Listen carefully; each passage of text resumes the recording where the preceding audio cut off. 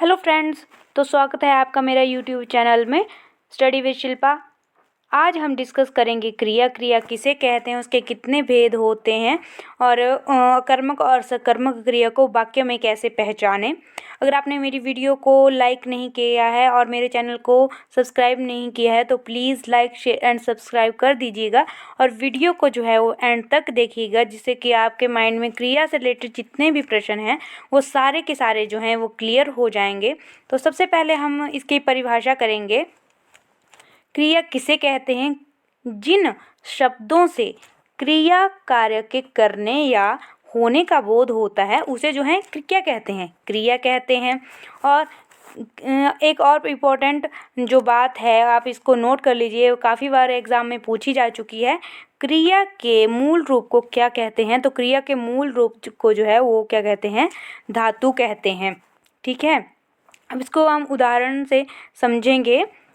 जैसे कि राधा पढ़ती है, तो राधा क्या करती है? राधा पढ़ती है। पढ़ती क्या आ गया इसमें? क्रिया है। अगर यहाँ पे क्रिया का प्रयोग नहीं होगा तो क्या होगा? ये वाक्य जो है अधूरा होगा।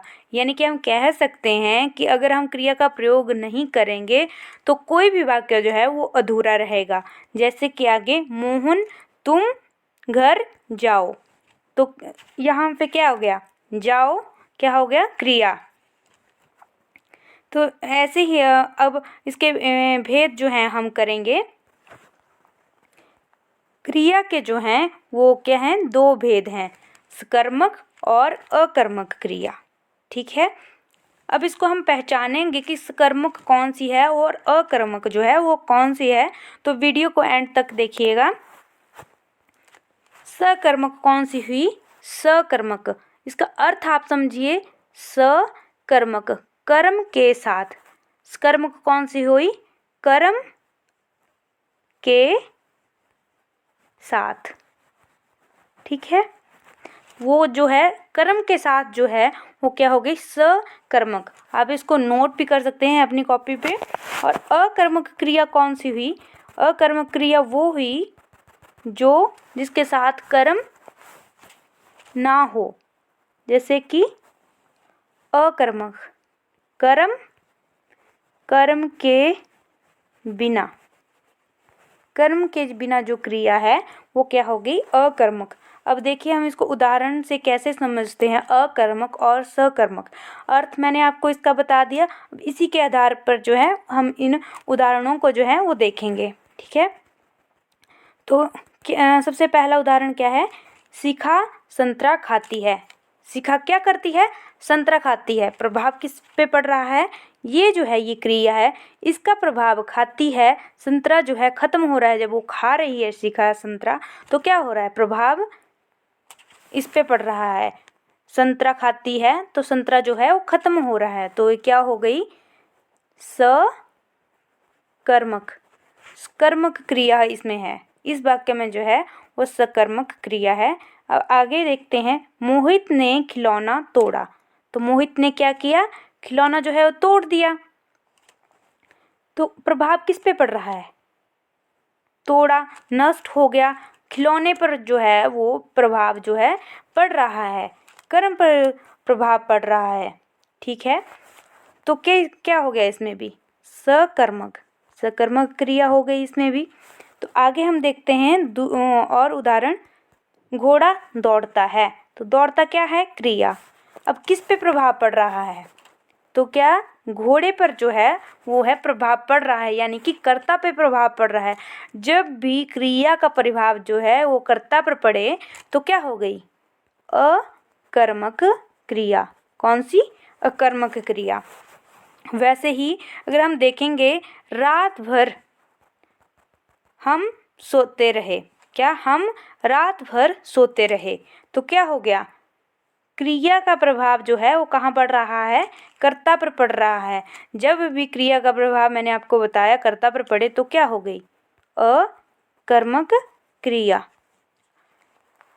तो छोटी सी ये ट्रिक थी, जिससे कि हम और भी उदाहरण देखेंगे, जिसके कि आपको कभी भी अकर्मक और सकर्मक पहचानने में कभी भी चूक नहीं करेंगे आप, और हर एग्ज़ाम में जो है आपको इसके नंबर आएंगे ही आएंगे। तो चलिए आगे देखते हैं। उदाहरण इसके कुछ हम देखेंगे। आप भी साथ साथ में बताएंगे कि इसमें कर्मक है या सकर्मक है। तो देखें, गीता घूम रही है। तो गीता क्या कर रही है? घूम रही है। तो क्या हो गई ये? प्रभाव किस पर पड़ रहा है? गीता पर पड़ रहा है।